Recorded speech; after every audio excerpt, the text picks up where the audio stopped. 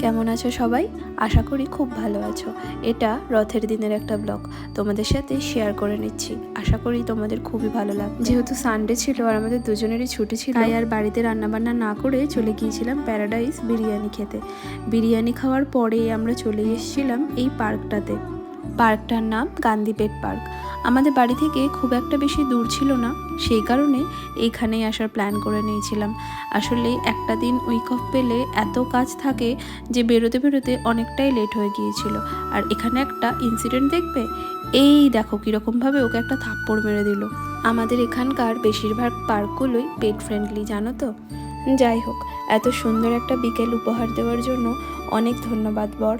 কলকাতায় যখন থাকতাম, ছুটির দিনের বিকেলগুলো অনায়াসেই ইকোপার্কে বসেই আমরা বন্ধুরা মিলে কাটিয়ে দিতাম। হঠাৎ সেই কথাগুলোই ভীষণ মনে আসছিল। আর দেখো কাশফুলগুলো কত সুন্দর লাগছে। আজ তবে যাই, আবার দেখা হবে।